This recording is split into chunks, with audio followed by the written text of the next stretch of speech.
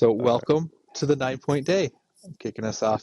We're going to talk about a little season wrap up, a little bit of goals for the next season, what we have ready. Uh, I haven't put, I don't have them nailed down yet, but we'll get into it. Uh, yeah, so I want to start today. I almost called the cops on myself training the other day. Oh, did you? Yeah. So I have an Apple Watch, and if you hold down the button, it does an Mm. SOS call, and Oh, uh, so it'll start yelling at you, and then you have like 10 seconds to shut it off. And I was doing tempo front squats strapped into the bar to help with the front rack position so yeah. that your hands are stuck there. And the wrist straps were pressing that button. Oh, So I'm at the bottom of this tempo squat and my watch starts screaming at me. So to stood up, rack it. I had like 2 seconds left before it called 911. yeah. Imagine if they showed up and you had to explain to them what you're doing, and you're like doing like the hook grip thing, and they're like, "He's in trouble," because like that's like the sign for for danger. Perfect. They Yeah. kick in the door. Yeah, it's just a grown man just scared. Yeah, Oh. yeah. I should probably try that, like strapping into the bar for front squats, because earlier this week or last week, um, I was doing them and I just couldn't hold up my fingertips any longer. And so I forced myself to like release. And I don't like front squatting with my arms crossed. Right. I feel like I'm cheating, Sure. but I might have Just to give that a switch. go. Just switch to Zerchers. Those are worse.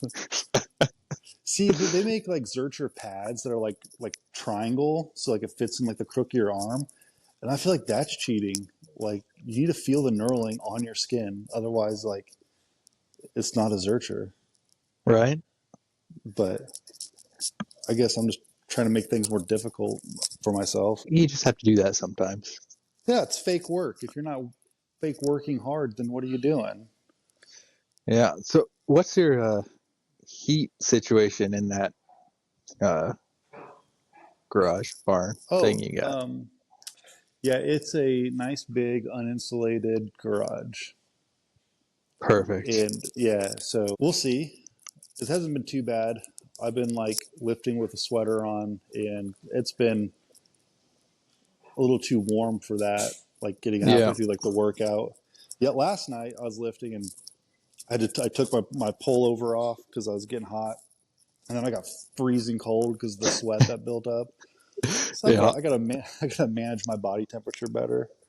But Yeah. uh, It's gotten down to the mid 30s. So I'll mhm. go out in the morning to work out and like sweatpants, sweatshirt. I can lose the sweatshirt pretty quick, but like the first set on the barbell, I'm like, I don't like this. This is cold. I don't like it. Yeah, I see. Like the previous garage was like, it was about this wide, so like I can set up a propane heater and I had an electric heater that were like pointed right at me, and it would warm up like my little corner pretty good. I think I need to get a bigger heater because I've got like 50 feet of space or something ridiculous in here. Yeah.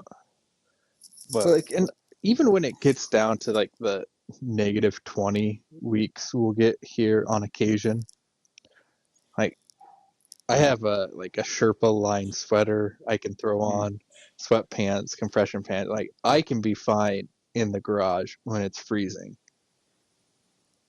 But if I'm doing something that I want to have a good connection to the bar through my hands, I don't want to wear gloves. right, And just grabbing 0 degree metal is yeah, the terrible. yeah, that hurts. That's like when you like look at it and like you take your hand off the bar like it's all white, and then you see the blood like start to come back, and you're like, it's probably not good. Yeah, that's not ideal. They make little sleeves that you can plug in, and then it's like a barbell warmer, and it just keeps your barbell at like 100 degrees. That feels like cheating as well. They're also like $500. Okay, That's definitely cheating. If you're spending $500 to warm up a barbell, just drag the thing inside and it'll be fine. Right? I used like back door towards the garage would be really frustrating to try and quietly get a barbell out of the house every morning. Yeah, Kids are still sleeping and just smashing through everything. yeah. It's Like fine. you're watching the front of it, all delicately trying to get out, and the back's just swinging. You're like, forget they're 7 feet long. Right? Yeah. Yeah, I don't know. I can't imagine spending $500 on a barbell sleeve just to keep it warm. I'm sure it's very nice, but I can't do it. Even if I had the money, I just don't think I could do it. I'm just imagining that's going to be the thing that burns your garage down is like a faulty connection with that. That's what does it. Well, and that was like because then I looked at like you can get the plumbing heater heating plumbing tape to Yeah, and that only heats up to like 40-45 degrees, but it'll keep it 45 from degrees freezing. is way better Yeah, than none degrees. right. But like It'll keep your that bar from freezing, and that's probably good enough. if I jerry rig that together, that will burn down my garage. I don't know. People have them in like tinder filled barns all the time. Like the heat, like we have like a heated water bowl for our chickens, Yeah. and it's just the simplest little thing. And every time I plug it in, I'm like, that's going to burn this thing down. I'm sure of it. But I think they're good enough that like they just won't. Because like I don't know, maybe it's not that hard to not like have electrical fires. I'm not worried about the product. I'm worried about my installation of the product. Yeah, fair enough. Like, yeah, I'm sure it's great as long as you don't do something stupid that I mean, I probably wouldn't do, but I also don't know what not to do. So, See, and I'm also in a much better garage than the last one I had, where like the electrical was very sketchy. Like it was switches would just like explode, like light switches will explode, and this one, dude, I'm dead serious. I was squatting one day, and like I kept hearing like these pops, and I look over, and like the light switch is kind of like smoking. I'm like, oh gosh! So I went and flicked the light switch down, and just like the little flicker just popped out in my hand. I was like, oh my god, yeah. So that's not I supposed finished to that do that. workout in the dark. Yeah. Nice. Yeah, my garage still has an actual fuse box. Like, it's not a breaker box, it has actual fuses. Yeah. Okay. Yeah. That's what this one was too. And there was like so Yeah. much like stuff packed in that fuse box, and I was like, I don't want to mess with it because I'm just it's gonna be a problem. I'm just confused on how that happened Okay. because like my house was built in the 40s, I think. Like it's a Hmm. fairly old house, nothing crazy. They didn't build the garage until like 95. Okay. So I don't if they just took the fuse box out of the house in the garage and put a breaker box in the house. I don't know. So Seems someone like there tore should down be their garage and they brought over the parts over for your garage. I don't know. something. Yeah. Yeah. That whole house had like really crazy electrical stuff going on. They didn't like the fuse box. Had like those little like screw in fuses, No, yeah. like which are I don't think you're allowed to use those anymore. I'm pretty sure it's just not up to code. Oh, I'm sure it's not. I got a I found out. Well, I didn't find out. A listener wrote in and told me what the grip meter is called. Exactly what it's called. Yeah. How It's far a off was I? You're pretty close, but we are No. saying like dynometer. Yeah. It's dynamometer. It's Dynamometer. dyna with an A. Okay, that makes Yeah. sense. Like the dyno, and then like just squeezing the grip like that didn't line up in my head. But I'm like pretty sure it's something that I don't know. Yeah. That's close enough. Yeah, dynamometer. I think they could have come up Hi- with better names than that. That's too scientific. God, what was the? I'm never gonna think about it. Never. The actual name of the blood pressure monitor cuff.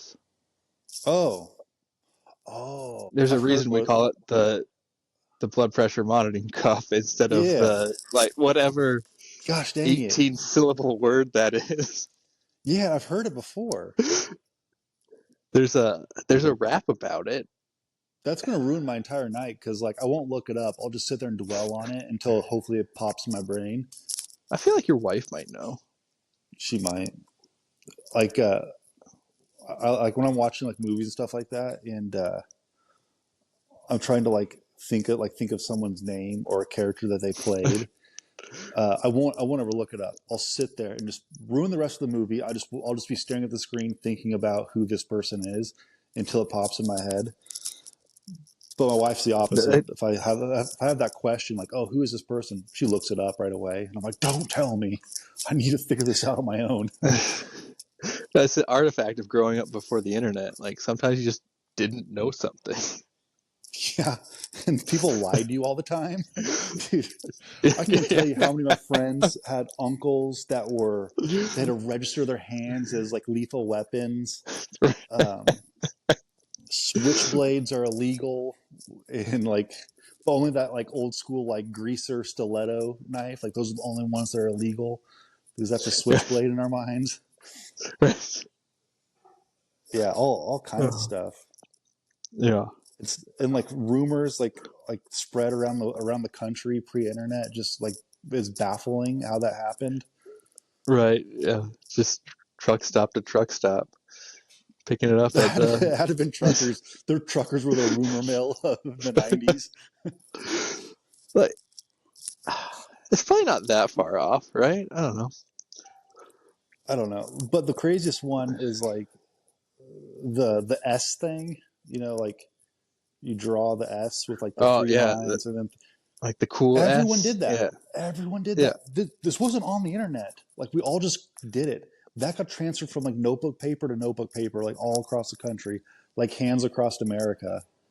I what I want to know, and what I'm sure someone has done the historical research on, like where's the first preserved copy of that S?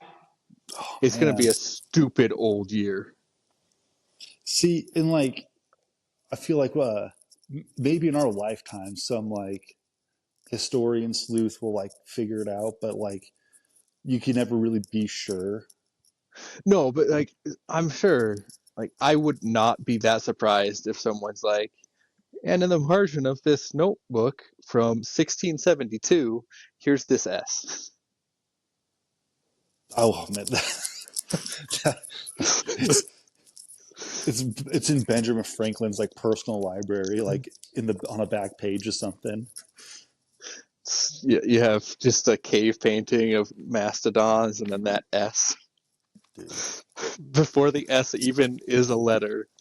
it's an important symbol that we don't even understand it yet. One day we might understand how important the S thing is. That the meaning to life, the universe, and everything that Earth is supposed to be figuring out from Hitchhiker's Guide. It's just the Yes, S. it's 23 and the S or 20. What was the number? Oh no, we're gonna get 42. Was it 42? I'm. It's either 42 or 43, Okay. and I would be more See, confident. But I had a mailbox at work that was the other number, and now I can't remember which one's which. I always tell myself it's 23, and I don't know why that is. Maybe 23 is an important number for me. I don't know how That's. numerology works. That sounds like witchcraft. I'm pretty certain it's not 23. I would agree with you, but in my head tells me like, yeah, it's 23. Make You the can go with hitchhiker 23. joke and say 23. No one gets my hitchhiker jokes. I don't get it. Yeah, like no one's seen the movie, which I think is a highly underrated movie. That's fair. I haven't watched it since it came out, and that's Oh, probably a really? mistake on my part. Yeah. Yeah, no, I think it's actually really good, and it's clean, so like the family could watch it too. Like I think Yeah, it's like I think it's PG. Uh, possible. yeah, That like actually but makes like sense. Yeah. but it's not like I don't know. It's not like I don't know. I don't want to say super family friendly, but like it is very enjoyable. It's like have you ever listened to like Nate Bargatze, the comedian? Not specifically. Yeah, well, he's a really good comedian, but like he's clean. He's very clean, doesn't swear, and but he's so good that you don't notice that he's a clean comic. And I feel Right. like that's kind of how Hitchhikers is. Like it's just really good, and you don't realize that like there's no issues with the movie. Right. Yeah. That's I need Hitchhikers. to watch that one. I need to watch that one again. That is a good one. Rest in peace, Alan Rickman, Yeah. the sad robot, melancholy robot. Yeah. That is. Yeah, that's good. That's good. So let's get into it. Let's go through like a season recap for you. Yeah. So it was a little bit of a unscientific unscientific experiment for me this year because I had been on a Highland Games training program from Tom Mm-hmm. Soroka, not a sponsor, uh, Strength Agenda and himself. Strength Agenda himself. And this year, instead of doing that, which was a good program, I just wanted to do something fun. I was training as an Olympic lifter, as I've mentioned probably every episode. Uh, Yeah. Not a lot uh, happens in our lives. You got to keep repeating the right? same stuff, Yeah, but we got to fill time here, yeah. It's still guys. cool. Yeah. Bear with Uh, us. so I was doing that instead of the other training, and then still throwing as normal. Um, the kind of downfall to the experiment is I was also able to throw less than normal. So like I don't know what I actually accomplished. It doesn't seem like just doing the Olympic lifting set me back too much. I actually had a really good PR in heavyweight for distance. Um, Wait, so did you say that you threw less than you normally do because of the yes, weightlifting, or that's just you how know, life shook out? You just threw less. both things are true Okay. because I, with the Olympic lifting and my probably a lot to do with my poor technique still. Like my biceps hurt, Yeah, I get that. and then I just had to throw less because my biceps hurt, and I wanted that to not be an issue. Was it like tendonitis? Uh, Something like that, yeah. Yeah, probably something. Uh, I think everything's yeah, tendonitis until like something's torn, and then they're like, right, ah, it's yeah, a tear. Other than that, they say yeah, tendonitis. yeah. And since I stopped throwing this season, like that issue is pretty much completely gone away. So I think I will. I was lifting 3 days a week. Next season, I think I'm going to switch to. Uh, Tom has another program that's the minimal effective dose, those 4 days a week with less volume. Try that and see Hmm. if that works better for me. But just the way life was working out, I didn't get to throw nearly as often as I wanted to. Uh, but I also had PRs in heavyweight and Braemar, I think. I had big PRs in both hammers, but not real ones. What do you mean, not real ones? It was a half-inch handle with a lead hemisphere actual hammer That's a legal hammer. That counts. throwing downhill. And this is the Well, first okay. time I throw. Was it downhill or was it just not flat? It was downhill. All right, okay. Dude, that's a downhill PR. Okay. It is a downhill PR. And then I was looking at hammers the rest of the year because like, the end of the year, like my hammers were really bad. And then I was looking. I had the one downhill hammer day that I had good numbers. and the rest of them were between like barely acceptable and bad. Okay. So like hammers definitely took a big hit this year, and that one was I got the least reps on by pretty big margins. Just the most of what I was throwing was over lunch at work, and like I have a desk job. I can't really come back from work with tacky on my hands. Yeah, I know of a few guys who have desk jobs and like they got an hour lunch break, hour and a half lunch break, and they'll go throw hammers, but they won't use tacky and they won't put on blades, and I don't think that's worth it. Like Well, I had especially in season, like that's not yeah, how you throw the hammer. right. You throw it with Well, blades on and tacky. and I had half an hour lunch, so it's like even Yeah, getting tackied up and blades on, I'm not gonna get that many throws having to go fetch it myself. that's four throws and then clean up. Right. Yeah. It's like that would have been better than nothing, but it's also a big hassle that I didn't want to deal with. See, But like, you could say it might be better than nothing, but also like I don't know. For me, it's like 10 reps before I dial it in, and like okay, that's what I did wrong. The first 3 to 5 are really just kind of getting the groove. Like even if I threw hammers the day before, like I still have to like reacquaint myself with it, and it takes a minute. but you got to do it in three anyway. Yeah, but that's yeah. Well, that's where you gotta utilize the adrenaline and just come unglued. Yeah. I mean, But like, I yeah, mean, if we're but talking about like working on something, like I'm not working on something in a game. that's It's true. it's all or nothing. Yeah. You just shut your brain off and throw the thing. Yeah, it's my whatever my bottom is. That's the goal to hit. Right. Yeah. And I didn't like, I think my best not downhill throw was like 78 heavy. Like, I might have thrown. I don't even think I hit 100 feet with the light hammer outside of throwing downhill, and that's not good.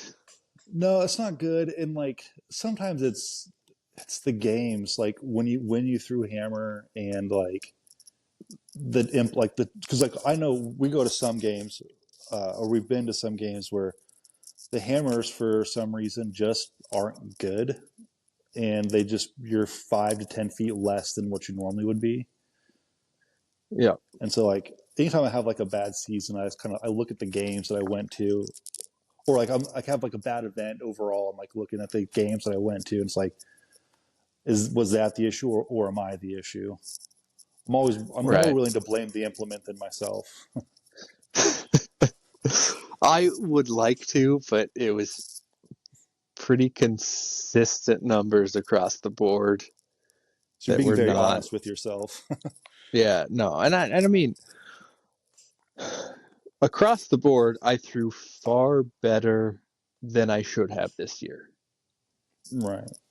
with the amount of reps I had and everything that was going on. Like I threw pretty well considering. And like I said before, I actually had my best NASCA or my highest NASCA score ever this year. Oh, well, that's good. That's right. Something Yeah, went right then. yeah. I mean, I this is the second year I've been able to clear 18 on WOB. Yeah. Um, I got 29 on Sheaf, which is I've done 30 before, and I've been really close. It just wasn't. It was I threw over 30 feet many times this year. Just the bar wasn't at 30 feet, or the bag didn't peek over the bar, so I was sneaking under, out in front, or off to the side, or whatever.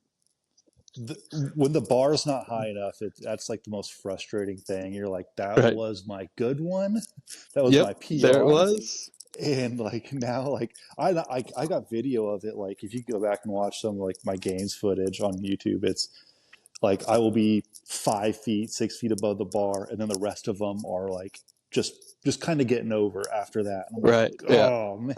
what is wrong with me? Right. Yeah, that was the one. That was the one. Yeah. Yeah. So like, and it's kind of not that surprising that the height events are going well when I'm Olympic lifting. I Hmm. think that checks out. It Uh, does.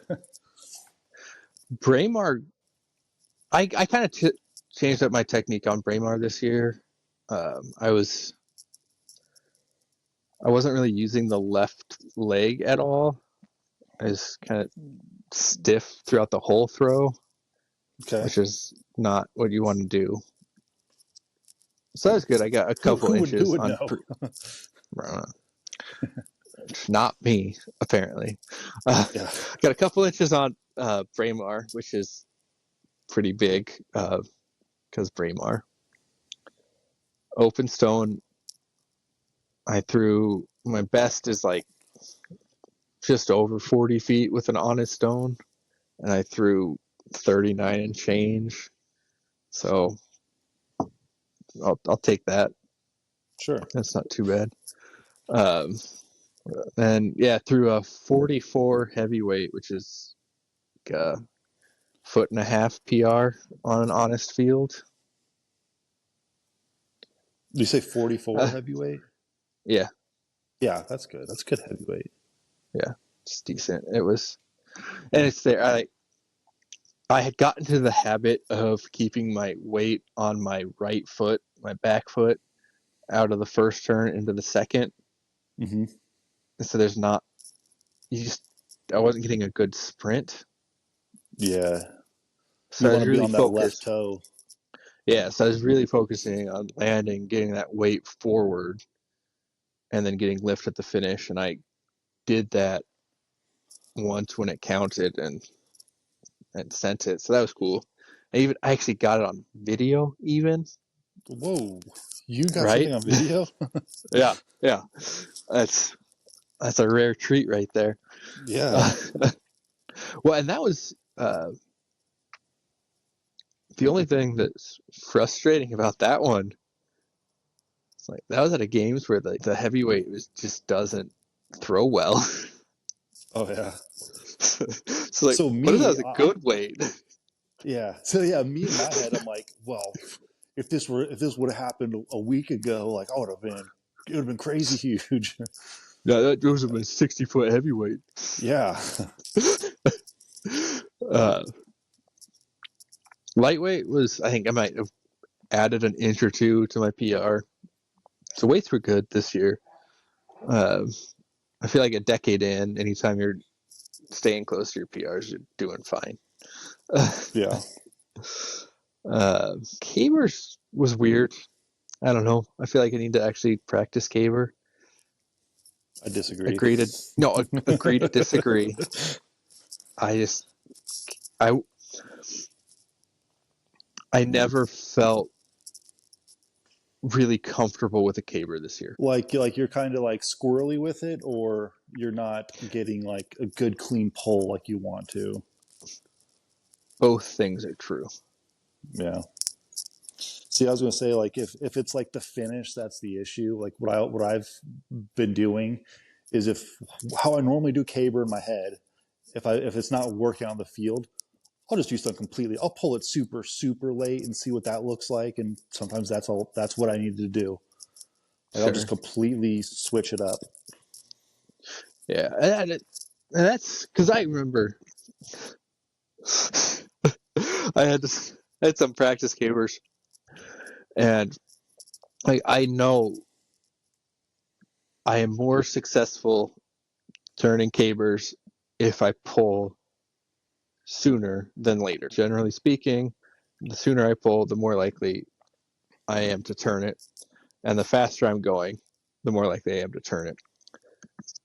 And I found the point in which I'm running too fast to throw the caber.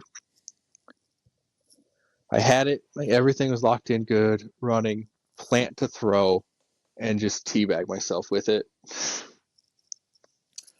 Like that's too I used to fast. Don't I used to don't go do that that a lot. fast. Yeah. Yeah. But I'll nut check myself every time. yeah. That used to be a big thing. Yes. I utilize a higher carry now that I think I'm not running into that issue anymore because of that. Yeah, there's a lot of very good caver throwers that use a high carry. I know Dan McKim did, and it See, and that's never. why I did it is because like Kim was the only person I ever, the first person ever to see have a preference on it. He's like, I like a nice high carry. I don't get that high because dude, he's like right here. I'm like, that's crazy. But I just like, don't. I'm at chest level. But you plant and drop and pull, right? Yeah, So why not cut out the middleman and just have it dropped? I don't like running low. I like I don't know. I feel I mean, more athletic when it's when I'm like I'm more in control if I'm a little bit higher. And like sometimes like I'll start off kind of walking, and I'm like, oh, I'm pretty low, so I'll just slow myself down and like hike it up a little bit just to get to my spot that I like. sure. I don't Are I you gonna don't get a think it. tat? Oof, what's that? Are you gonna get a tattoo on your chest? It's like your caber line. Yeah, I want to have like a caber line underneath my pec, and then on my left nipple, it's going to be like an X where like that's where you finish sheath with your Oh right yeah, hand. You got to have your cues on you. If you're not on you, you're going to forget them. it's true. It's true. I have learned that. I'm trying very hard to remember the things I've learned late season for next season, and I don't think there's a lot of hope, but I keep trying. Because that So I don't. there, go ahead. I don't know if I talked about this much, but like the hard part about weightlifting and throwing at the same time is actually like the dry running of technique.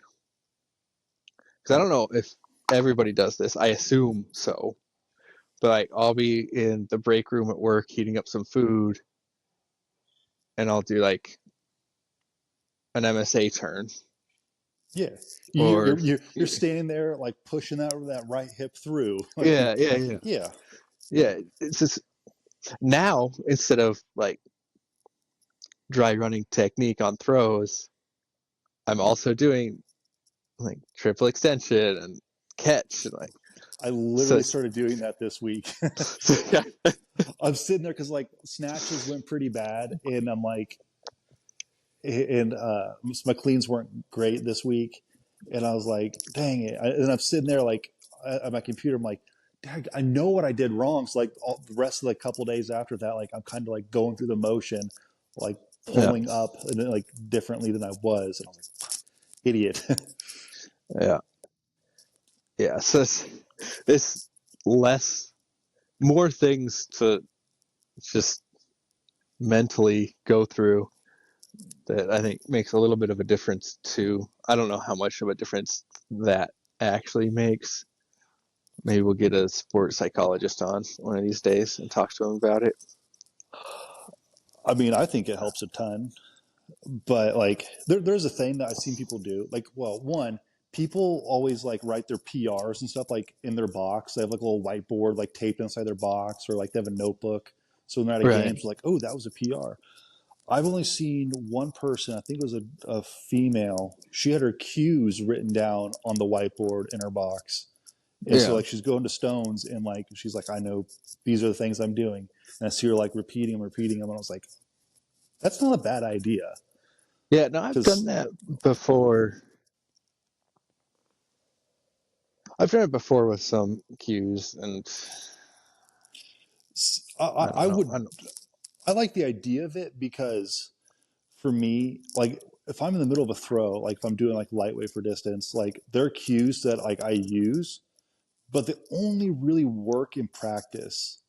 And so I think like using the cues in a game would just put my mind on the throw as opposed to my light went off, as opposed to like thinking about anything else. Because like I've had a lot of bad throws this year. Just I get in the box and I just my brain starts wandering, and I just do the throw, and I'm like, I wasn't thinking about that at all.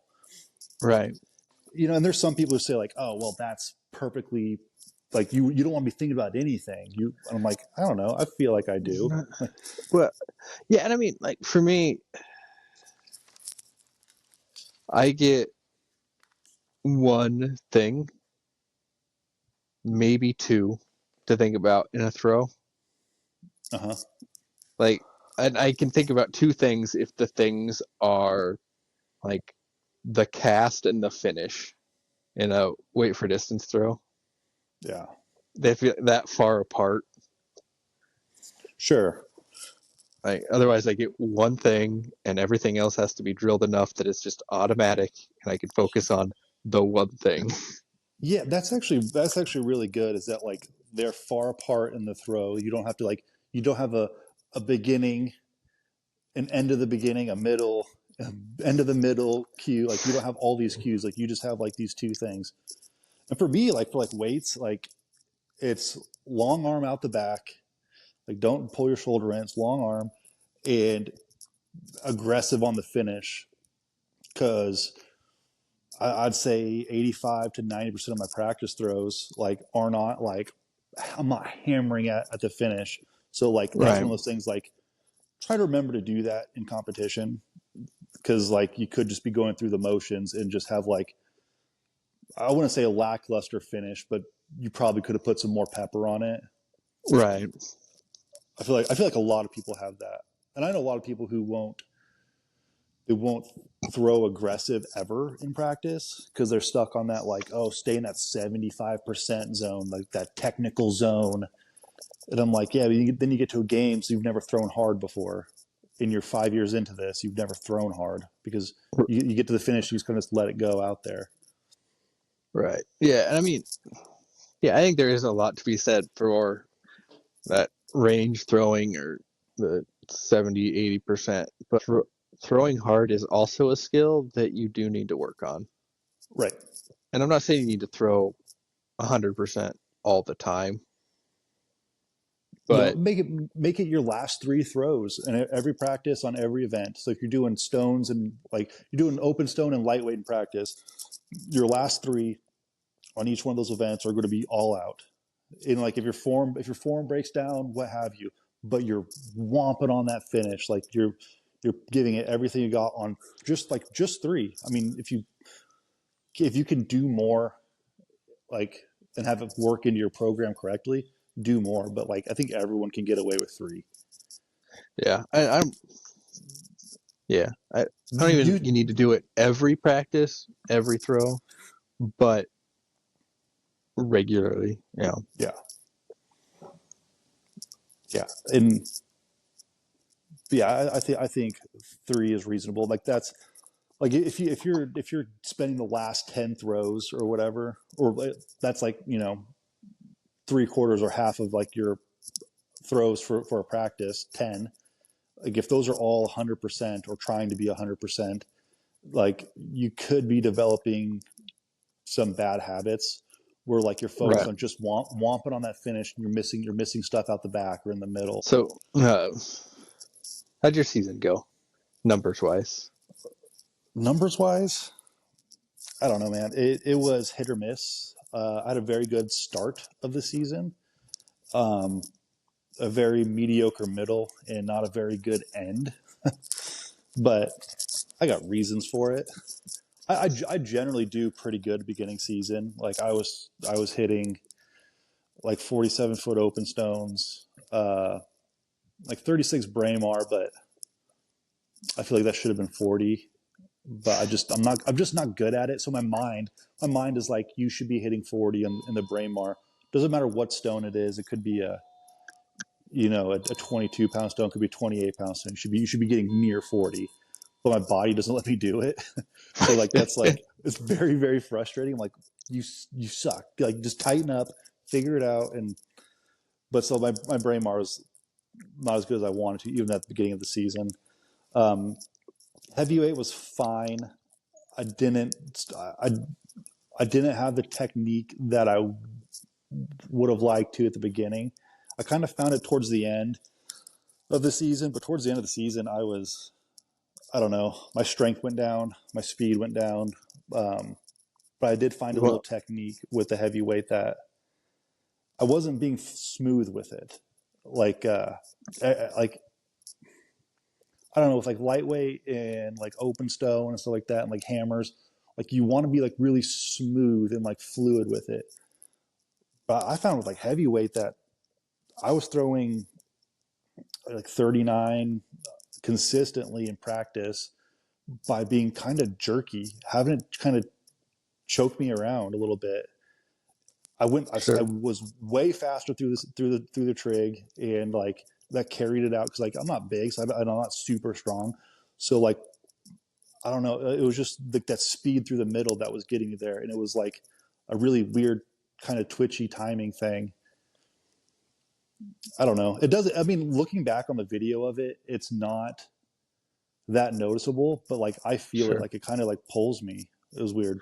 Right. Well, and then I can see an issue with that being like you can throw your weight 39 feet, but when it's a Yeah, different weight, it jerks around a little bit different, and then you're not as balanced and where you want to be for that finish. yeah. So we had us throwing games middle to end of the season, and their heavyweight it wasn't good.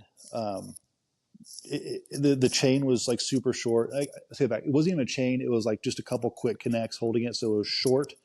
Um, it wasn't balanced. The ring was weird size, and I was throwing it like crap. But Nick McPhee comes out there and just throws it like he does every other weight. I'm like, how do you do that? How do you throw that weight like that? He's like, trick is you have two heavyweights at home, a good one and a shitty one. And he's like, and you throw the crappier one way more than the good one. And I was like, dang, that's a good idea. Right. So, and like, I've had warm ups before games with that kind of like that newer technique I was doing.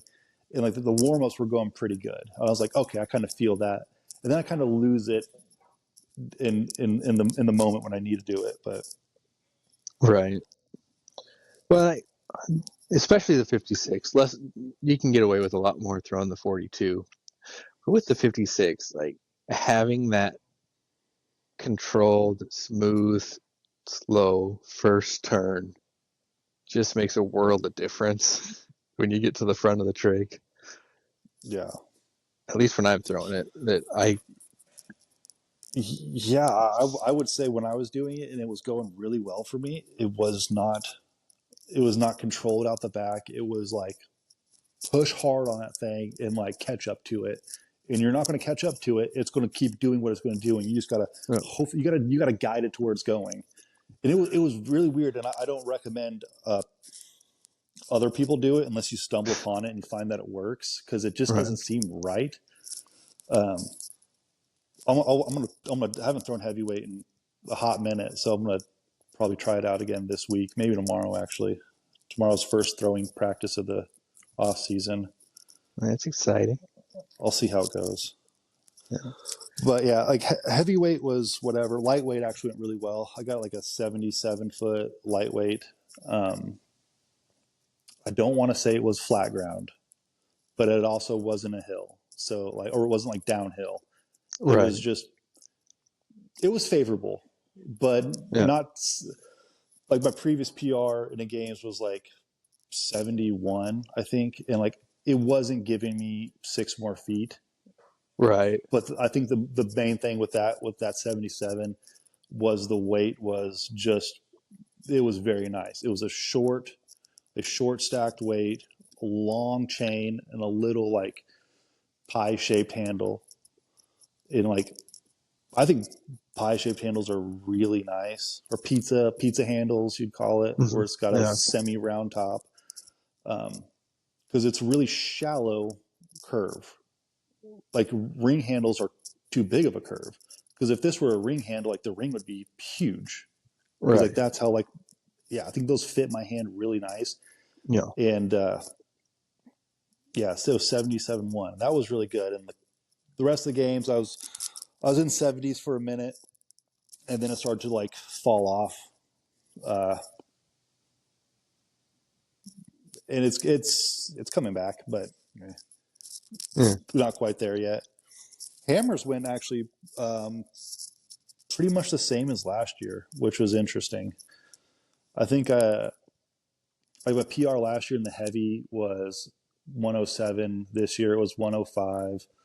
Um, Last year it was 129 in the light, and then this year it was 131. So it's all very close, Yeah. which is really interesting. So I put on 40 pounds, and I've heard at least two people say weight didn't really help hammers. no, and which is yeah, I think I think that's true. I don't think being heavy is useful for hammers. Um, maybe like maybe you can make the argument for heavy hammer because if you're 200 pounds, the heavy hammer isn't great. You might not be strong enough for it. I think a lot of guys aren't strong enough for it to like really to go 102 feet. You know, Right. Yeah. um, And I but mean, there is something to be said because there's not a lightweight that's throwing a 150-foot light hammer. that's true. So, but I mean, that could also just be that if you're able to throw the heavy events at under 200 pounds, you don't have the shoulder breadth to be able to put it out to 150 feet. Yeah. So and like with like hammers too, just with like really any of these events, like height plays a big role in it. And there's no lightweights who are 6'5", 6'6", Right. and so like 140-foot light hammer is a big ask for a 200-pound man because that 200-pound man is going to be 6'1" to 5'8", and like that's going to be like your lightweight man, Yeah. and that's not really big enough to drop a nasty, nasty hammer. But I was glad like they didn't my hammers didn't drop dramatically. Right. I mean, obviously I wanted them to be more. Um, and the frustrating thing is that like I really want my hammers to be a lot further, but to be competitive in the games and like win first in hammers, it's not that hard of a thing to do with a 125 light hammer. Right. So like it's like a very safe spot to be, but I'm like, well, I want it more. And Right. because like I don't know, I always looked at hammers too. I always thought hammers are like one of the coolest events because no one really gets jazzed. Like people get jazzed on you if you're like a good hammer thrower. People talk about it. They're like, oh yeah, so and so, like he's a great hammer thrower. That was like day one coming to the games. Like I heard people really praising like hammer throwers, and I was like, well, I want to be good at hammer throwing then because that's what everyone likes. And like I don't know, like you never hear like so like oh he's a killer Braemar thrower. Like you never hear that. It's like hammers and Yeah. sheafs. Sheaf I think is one of them. Um, open stones kind of one of those. If you're like a league above everyone else, it's but Yeah. I mean, and I think weight over bar a little from what I've seen because I'm you good might be at a little that one. biased. Yeah. Well, yeah. No, well, see, I would agree with that. Weight over bar is like one of those ones that people kind of put up there. They're like, oh yeah, he's a fucking killer wob thrower. Well, and I think it's like it's more likely, I think, for someone to be really, really good at hammers, sheaf, or wob that aren't overall really good. Right.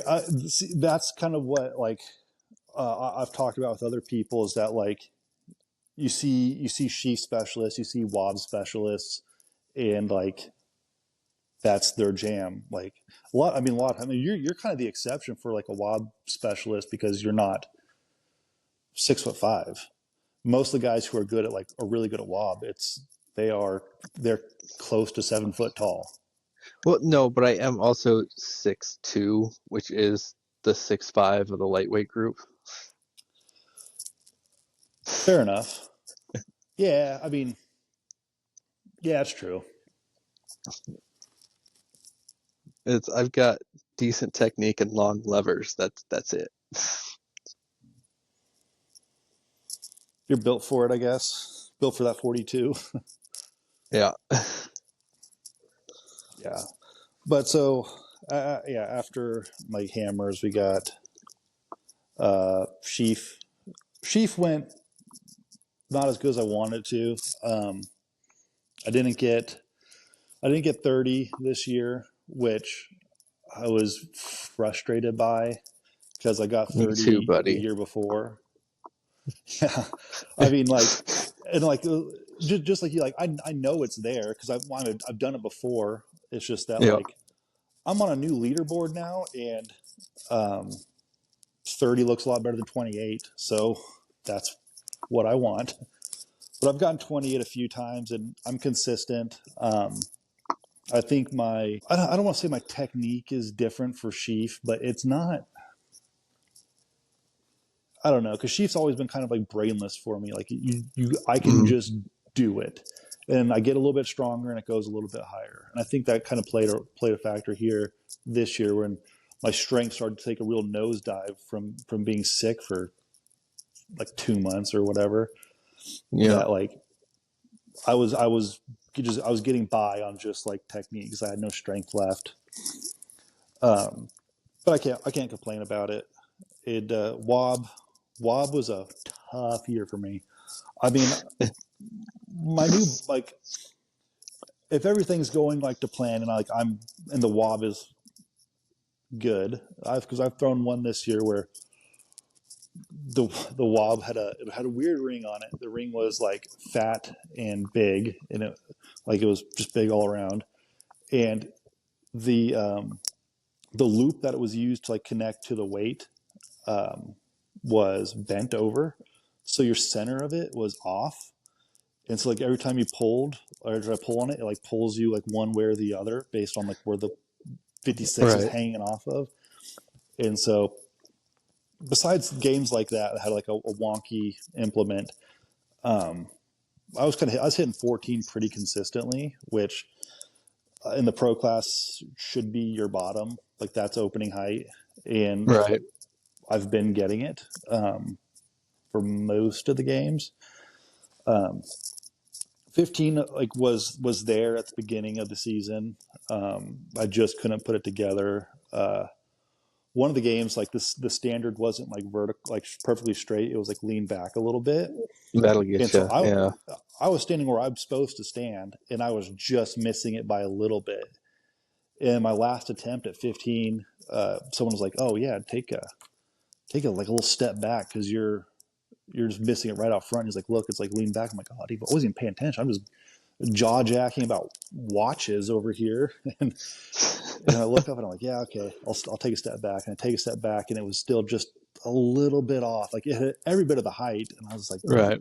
"That was the one to get me there." Like I feel like in my head, and like this is like a sports psychologist will have a field day with me, but they'll like I'm sitting there thinking, I'm like, if I made that one, that's going to be my new bottom, and I will always hit that from here on out. Yeah. I That's how it know, I works. know, yeah, I know it's not true, but that's what I believe. Yeah. I missed that one, and I've been close a number of times after that. Um, but again, just kind of like racing that clock of like my strength is failing me, and I'm not in like a consistent training cycle. Right. And then I guess Caber's last one, and being in the pro class, um, it's people want to talk about the Cabers being like super hard in the pro class. I don't think they're much different than being a high level amateur, being in the A class, because sometimes you get a really tough stick that's had leaves on it 4 days before, and so like it's long, it's heavy, it's wobbly, and it doesn't want to be turned. And then there are other Right. ones that have like a 24-inch top on it and a 2-inch bottom, and like you just have to like sneeze on it and it will flip over.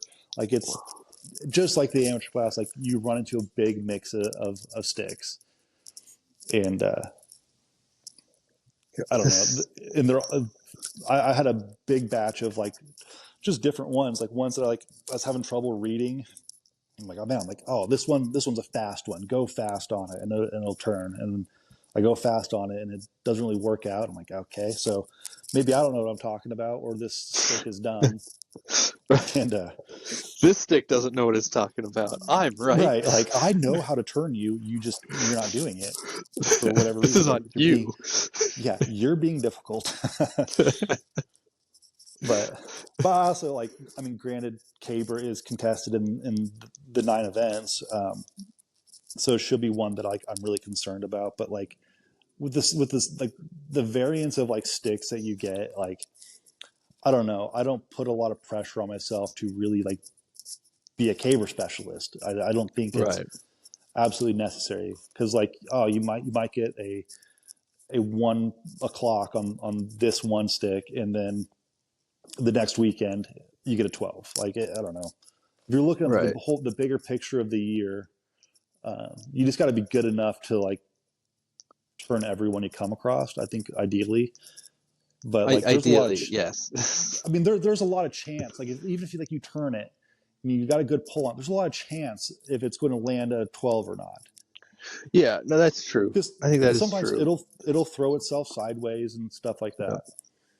But with the lightweight group, I think Caber is almost irrelevant outside of the championships, and then it's one of the most important events. Irrelevant because on a like a local games, it's Yeah, turning like over. It's yeah, yeah, it's a given pretty much. Yeah, for most people, especially if you're like considering going to nationals and a worlds. Like you're obviously going to be turning this Caber yeah. because it's like I don't want to say it's the Cabers are for day one guys, but the But C it's class gets heavier sticks than the lightweights do most of the time. sometimes. I think a lot of times it's Bah. more in line with the B class. But yeah, it's you have to cater to the middle. I think more often than not. So like it's a stick that you're gonna have a couple guys that really struggle with, and it's gonna be a good stick for kind of the guys in the middle of the group, and then it's just not gonna be an adequate caber for the top end of the lightweight group, and that's just See, if you're not gonna spend an hour and a half working your way up cabers doing a decathlon scoring, that's just kind of what you need to do. I think they most ads choose lightweight cabers not for the middle of the group that's there. It's for the middle of all the lightweights who compete.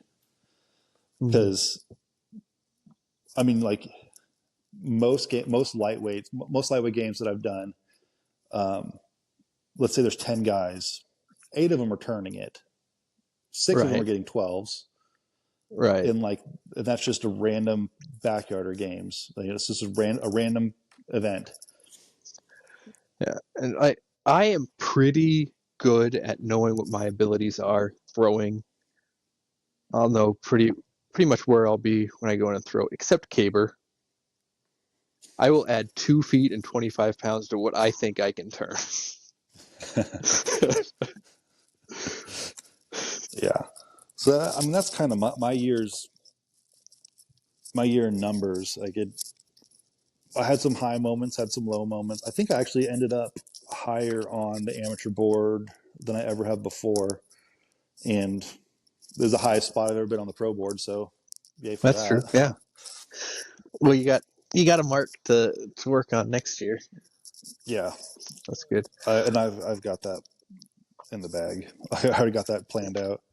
That's good. So, Did yeah? Go ahead. oh, so I think I competed about 8 times this year. Mm-hmm. I didn't get rained on for 2 of those games. That sucks. Like, That sucks a and lot. a lot of times, like it just rained in the morning, or just like drizzled. There was an off and on sprinkle, but like for the first and it was the last two games of the season Mm. that I didn't get rained on. It was every games until the last two I got rained on this year. Not, and I I didn't got get like heavy rained on at all. It's just like a little bit of rain all the time. that's I mentally I would not be okay. Like, I'm here for a task, and this rain is really screwing that up. Right? Yeah, and like I got rained on in Texas the other week, but just briefly. It was like such a light rain that the ground didn't even get wet, and like Oh yeah. we were standing in it, and like I don't think my shirt was wet at all. I just kind of felt it land on my skin a little bit, and then it stopped. But like if you would ask the weather planning people, they would have told you that there's going to be a monsoon coming, and so I was expecting the day to get rained out, and it didn't. Right. So, That's good.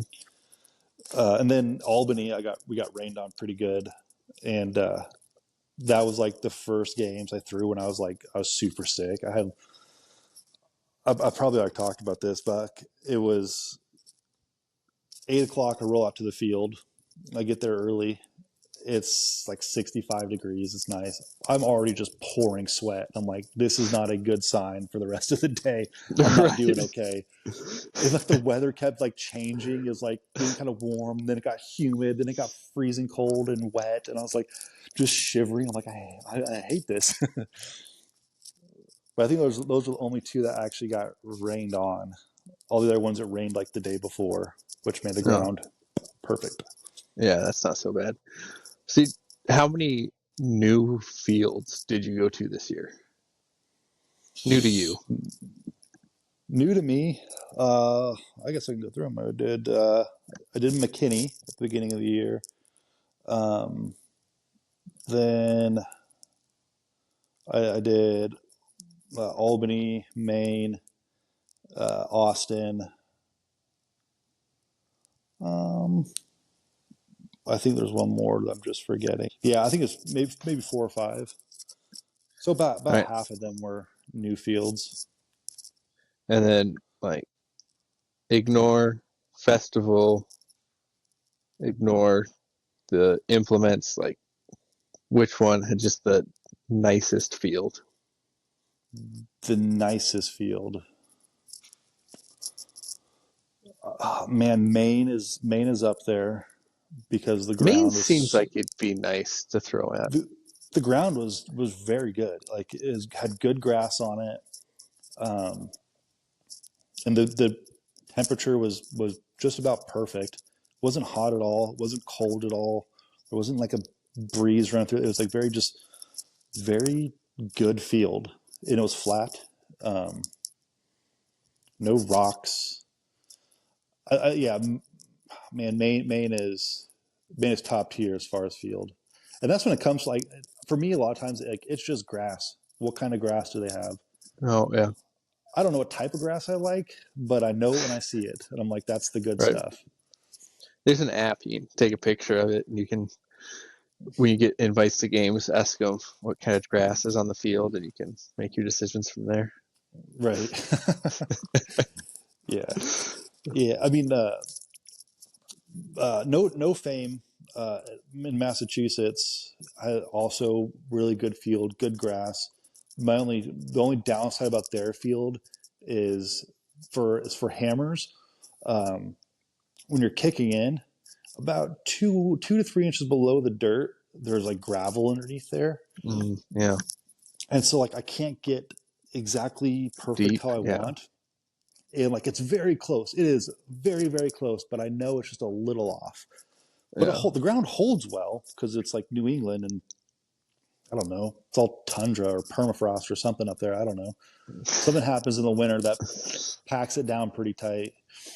yeah. But I think those two are top tier. Just and it just really comes down to grass. But what about you? What was your top field of the year?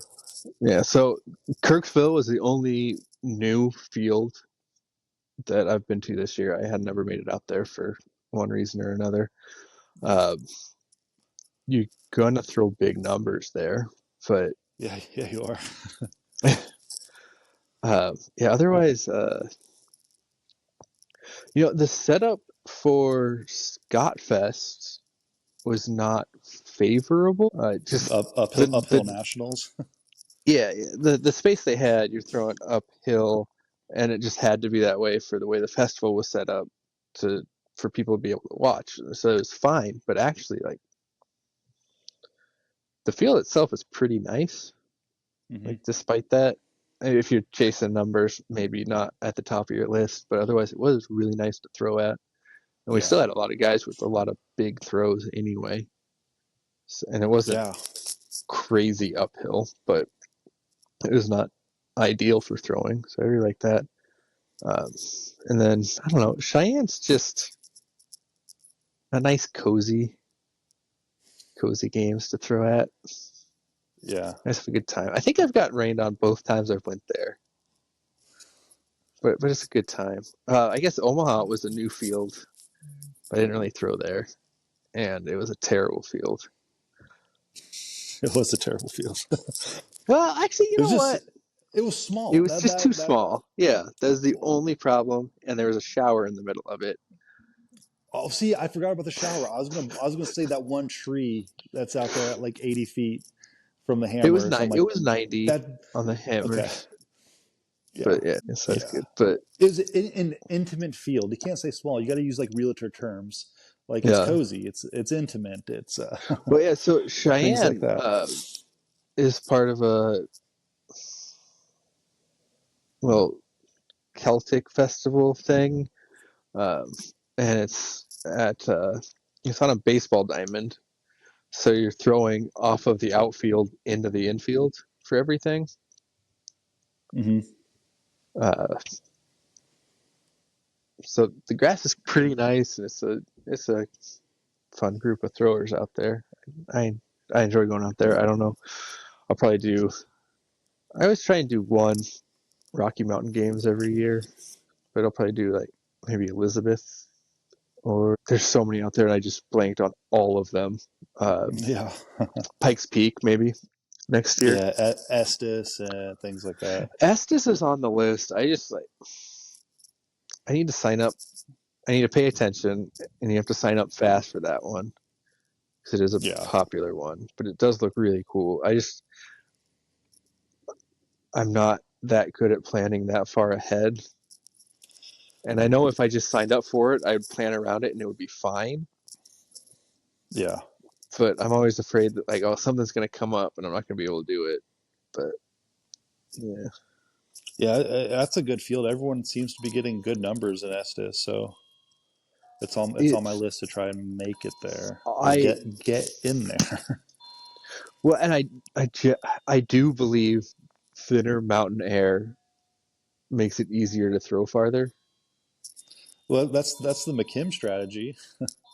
Yeah, He said like New Mexico and Colorado are like and even Salt Lake are the ones where he threw his best hammers. yeah. And I can see it, especially for hammers, just a little bit less drag. I think when you're throwing it that far is going to make a difference. I don't know how much. I think he just had good days. I think he's a I thin don't air think kind it's of guy. I don't think it's going to add yards to your throw, but it might add a foot or two. See, even to me, that just feels like a lot. Like I don't know. I uh, I haven't done the research. That's just how I feel. What did you set any goals for this year that So you uh, hit? You I accomplished? had I had a goal of 6,500 Nazca. I hit 67, so did that one. Um, Yeah. I was focused more on heavyweight, so I had a goal. I wanted to hit 45 this year, so I was short on that one. But I did get a PR, so that's something. And then my other goal for the year was 214 weightlifting total,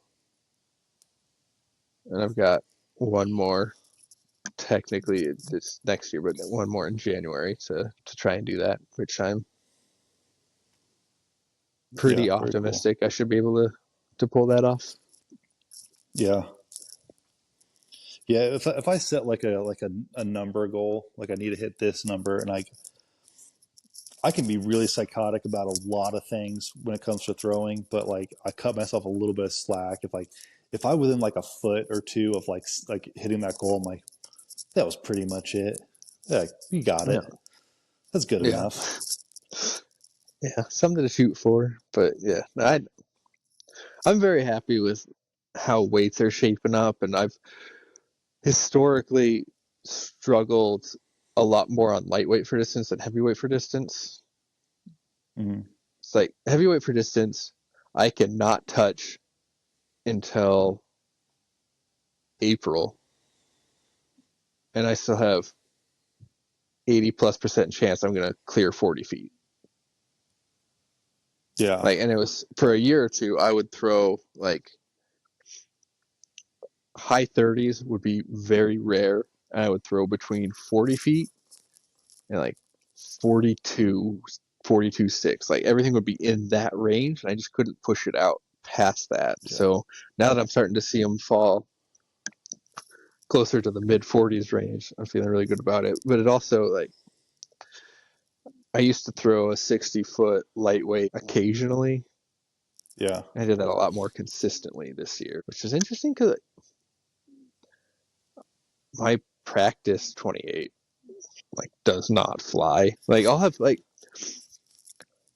a practice and I'll be like mid 50s, like 54, 55. Like, all right, that should be good for 57 to 60 at the games. yeah. You have like your own math that you got to go through with your own Right. weight. Well, for Yeah. me, like with my wob standard that I had previously set up, that if I'm hitting 13 consistently in the backyard, that's 14 in games, and it turned out like, even with like the 42 when I was hitting 16 pretty consistent in the backyard, like 17 happened in the next games. Right. It's weird like how that works. Right. Oh yeah, I actually hit a fair number of my goals. Um, Mostly it was like stones and weights. Like I wanted, I think I think it was 45 on the open stone. I got 47. Yeah, it's good. Lightweight, I wanted. I think it was 70, and I got that day one, first games of the season. But I've never gotten 40 or 70 in competition. Right. Um, Before that, the closest I got was like 68. But I was missing like a real important part of my lightweight that um, once I figured that out, like they started just moving again. Um, That always feels nice. that Yeah, and it's just one of those weird things. It's like just changing the way how I hold it. Like I went from holding the weight in the middle of like the D handle to either end, pick an end, and like kind of butt your fingers up to the end of it, Yeah. and it adds feet. It's weird. Yeah. It's a bigger Um, circle, so that makes sense. by less than an inch, but it translates for me like feet on the field. And so once I kind of figured that out at the end of last off season, I was like, yeah, you gotta put that down, put 70 in the books, and I did. Um, Man, there were a couple other ones that I hit that not really numbers wise, just like things like throwing related that those are for me because like Right. a lot of my goals aren't necessarily numbers related. Um, it could be anything from like consistency in one event, um, like like like people like on the leaderboard that I'm chasing after, which I think is extremely unhealthy and very healthy at the same time. Right. because like it's very much comparing yourself to what someone else is doing, but also it's you've got someone that like you know you can beat, and Well, then yeah, and like I think you got to it's work just to that. it's a tricky thing you have to figure out for yourself because you I think it is actually a very good and helpful tool to compare yourself to the throwers around you in the leaderboard. Yeah. So I had people that I competed with regularly. They're like, these are Hmm. the people I need to beat. Practices were pushed harder when I knew I was going to be throwing against them, and I'm a better thrower for it. Yeah. But if I'm going to compare my numbers to what you're throwing now, or like what Dan McKim threw, or like what the pros are throwing, or even what like See, Scott I think Farr's that's throwing, like that's yeah, less helpful. yeah. That's when it gets kind of psychotic, where it's like that like, you got to do it in phases. Like you got to build yourself up to compare yourself against Dan McKim, Right. and like even like comparing yourself to Dan McKim doesn't seem super healthy either. Just because No. I you're not beating him. It's never gonna be a head to head situation. no, And so and like like that's what yeah. it boils down to is like, can you get there to beat this person that you're looking at?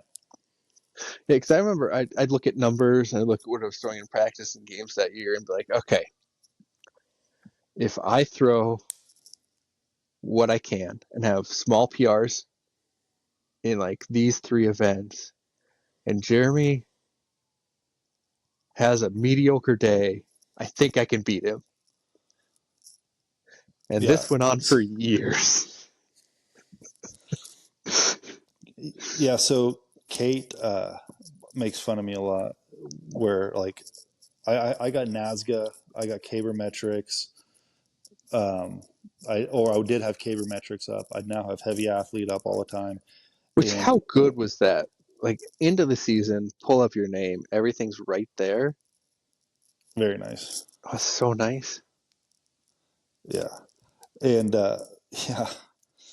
So and like she's like no one else is doing this. No one else has all these tabs open that are comparing yourself to others. And I was like, well, maybe not, but like if they're serious, they are.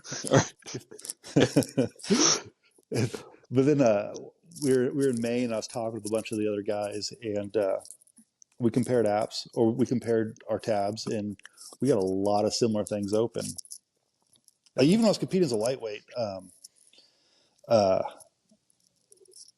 like going into Worlds, Greg's like he asked me, he's like, oh, who do you Greg Pilling, he asked who do you who do you have coming out on top? And I gave him like my top five, and he's like, yeah, that's my top five, except for like our fourth and fifth would be like flopped or something like that. Right. But he ran the numbers too, just like I did. Um, I'm sure his was on like, I don't know, a spreadsheet or something, and mine was on a piece of notebook paper. Right. But I looked. Most games I have a good idea of what it's going to look like in the end.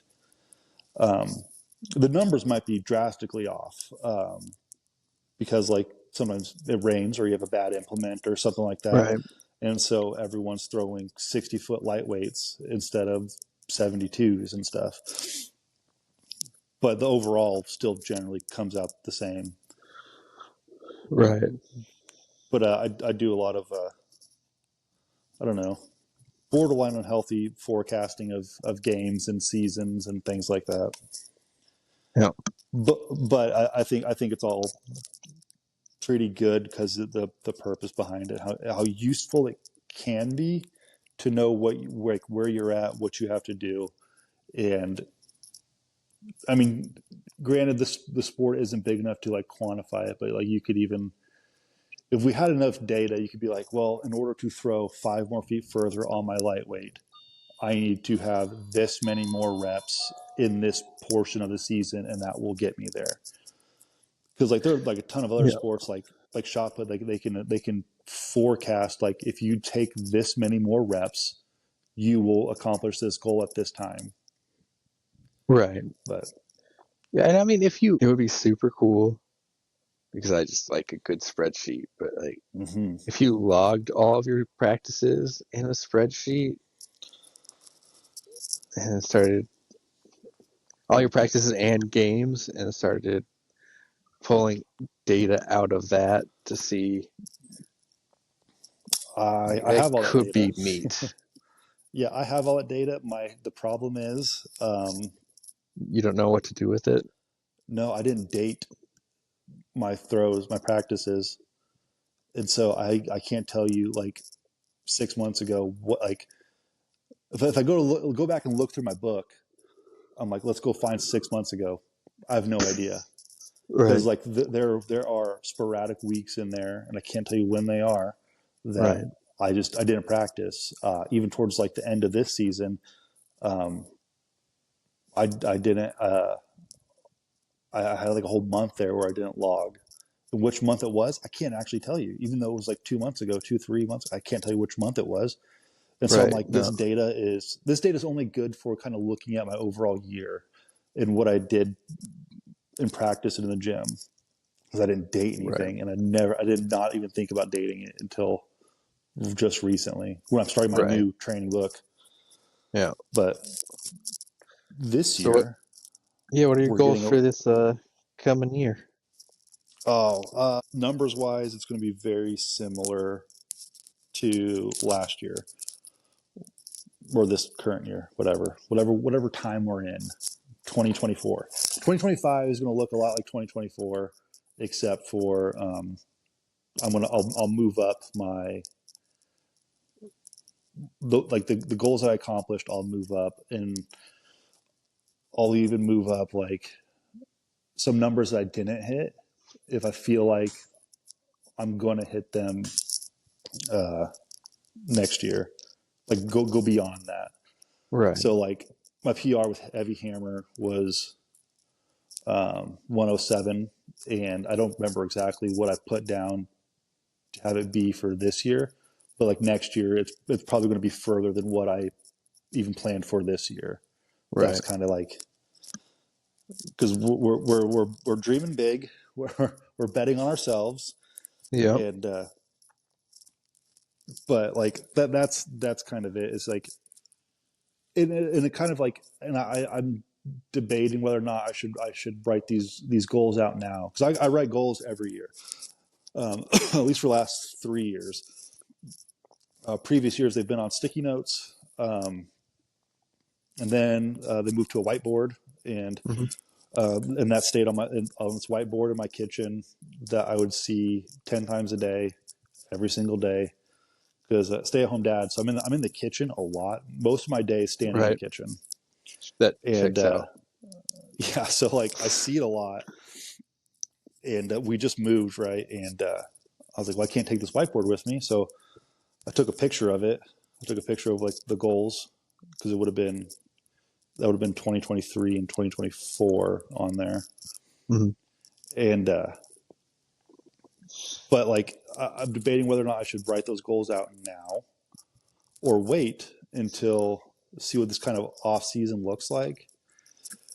But I'm kind of leaning more towards like setting my goals now so I can dictate what my off season is going to look like. That makes Because sense to me. Yeah. because I just built sheaf standards in the backyard. Because previously, like it was just a wobs here, it only went up to like 20 feet, Hmm. but we tacked on another 10 feet, so 30 feet of standard in the backyard is pretty good. Nice. Yeah. Um, it was sketchy putting up. Yep. I should I should have made like a YouTube video of it, like how it all went together, because I think for an average Highland Games thrower who can put a 20-foot standard in their backyard, this is one of the best ways to do it because it is very similar to like the ones you have in games. It's got a Hmm. pulley system, and it's very nice. And I had to modify it a little bit, reinforce like the connecting pieces because we're going Right. 10 feet higher. Yeah. And 10 feet higher does not mean 10% more unstable. It's like 60% more unstable. So I had to anchor it in weird ways, and I got it up, and it's a little bowed out in the middle, but I don't think it matters because that's past where I'm throwing, or it's in between. The problem is in the middle. Well, that's not where I'm throwing. Right. Yeah, as long as the But bar so makes it through. yeah, so normally I wouldn't throw sheaf in the off season too much, um, but because I didn't hit my sheaf goal this year of 30 feet, um, I mean, the goal might have actually been higher than that. I'm not entirely sure, but it wasn't where I wanted it.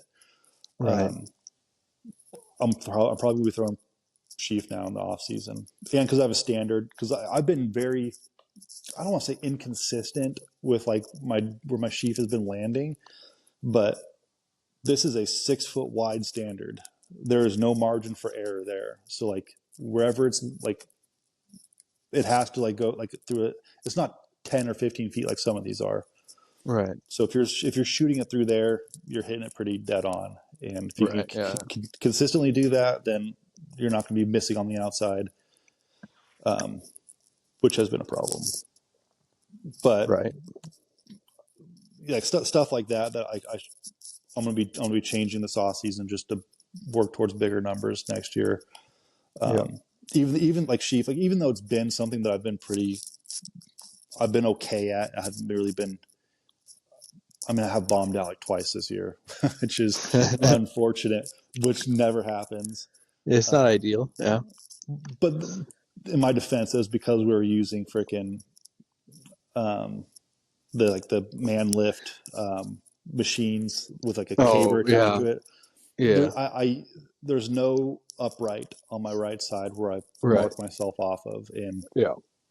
it's I don't know. It I makes feel it like fit. It makes it tough. Yeah. yeah, that kind of sheaf I feel like is very much for the crowd. It's not for me, and Yeah. so if I bomb out, I bomb out. There will be more games. That's what I tell myself. Um, I My stones haven't been as good as I want them to be. Um, Braemar, I mean, because I have no feel for it. I need 200 more reps before the start of the next season, or 400. I need a lot more just reps of doing the thing and trying to get a feel for it. Um, and same with like open stone. I changed my open stone technique like I don't know 3 times this year. Yeah. It's not great. like no, it's not great, but like it goes the same. It pretty much goes the same. Generally speaking, I have 2 open stones. It's a 43-foot open stone. It's a 47-foot open stone. How to get those off? I don't know. Whatever. Did you see that? Does it come across your Yeah. screen? Yeah. Because it I shows don't. up in the final edit, and I don't like it. Yeah. No. There you go. I can get the thumbs up. Yeah. I don't know. I don't know how you got balloons. Peace. Is that what it was? I don't know. I can't do it now. Great. But either way, like it's a 43-foot open stone. It's a 47-foot open stone. There's no in between, and that could be off like full rotational. Could be off an MSA. Could be off a glide. Like it's just whatever. Right. Um, which tells me I could be throwing a whole lot further if I just get a technique really dialed in. And I don't know. I've made the decision for myself that like I'm going to do the rotational technique next year, Okay. um, because the upper end is a lot higher than a glide or MSA. Like MSA Yeah. is consistent, right? It is fine, but if you connect on like a good rotational throw, it will go further than the other two. Right. And like I've had some good practices doing it in the middle of the season, and I just never felt comfortable enough to do it in a games yet. So Right. we'll see. But again, that's 500 reps from now before like I'm I can convince myself to do it. Right. Yeah. Like, and like some people be like, well, like, do the glide because the glide will travel. It doesn't matter how the ground. You can be throwing on a dirt patch, the glide will still work. And I'm like, well, same with the MSA. Like I've thrown in muddy, slick ground with the MSA, and it was fine. No one Yeah. was throwing PRs that day, but it still worked. And so if I Right. find that I can't do a rotational throw because of the ground, uh, or what for whatever reason, I can still MSA it, and it's not going to be it's going to be worse, but it's not going to be like it's not going to be a stand throw, you know. Right. Yeah. I don't know. I think the glide So is still a lot more technical than people give it credit for, and so you just I have to think just yeah, pick there's glide or pick MSA and just stick with it, whichever one you want to do. I think they're both equally difficult to learn. You just have to stick with one. that yeah. I think, and I don't know if you agree with this. I've been seeing a lot of people confusing the glide with the shuffle. There is a Yes. difference. Don't Yeah. shuffle. Learn to glide or MSA. There is a difference between the shuffle, but shuffle gets you nowhere. I tried shuffling for a while just because like I kept fouling glides, Uh-huh. and or like either I was fouling or I wasn't like kicking back far enough, so I was like leaving like feet to the toe board. Yeah. So I was like, oh, I'm just going to shuffle. I'm just going to like shimmy myself back there and do it. And I couldn't save a single one of those. It ends up with like both feet slammed into the toe board, and I just tip over the top of it. I'm like, Perfect. can't Yeah. stop that. Yeah. But like that's kind of like my goal is just like there's numbers that are going to increase, but like it's mostly just get get dialed in and get up to speed on some new techniques that are going to require a lot of me because I mean especially like learning the rotational Yeah. technique that takes a lot, and especially Yes. since like I'm self coached. Um, I, I I don't know. It makes it even harder. Yeah. But I've taught myself how to do all this by myself. Like I get little tips and hints from other people, and that steers me in the right direction. But like it doesn't feel far fetched to learn to do that in this off season. Right. Yeah. It's doable. The only problem is I got to travel to my field now to throw. Um, I don't live right next to it anymore, so That is unfortunate. Yeah. yeah. But what about you? Do you have any stuff you're working on this off season? Uh, well, I'm still working on some gym number goals. So see how Mm-hmm. that shakes out towards the end of the calendar year into January a little bit. Um, then I'll look a little bit more closely at next year. I think probably I'm less focused on throwing, so I want to like, maintain 67 NASCA score, um, and then I'll probably have another weightlifting goal, depending on how the next 3 months go. What that goal will be, I don't know yet. Um, and then I'm gonna roll on to the heavyweight PR, pushing that past 45 still. I think is where I'm sitting Yeah, for what I really want to focus on next year. Although not having hot garbage hammers might have to be a goal because that they were unacceptable this year.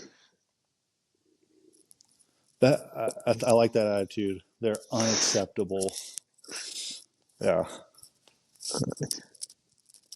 yeah. So That's good. Those are all good goals. But is that all? Is that all we got for this one? I think that's all we got. Okay. Well, that's it, guys. Thanks for watching. Please comment, like, subscribe. Subscribe on Spotify. I don't have a lot of you guys over there. Go to Spotify. Just subscribe. Whether you watch on YouTube or not, it helps us out. It really does. But that's it. Thanks for watching. Throw far. God bless.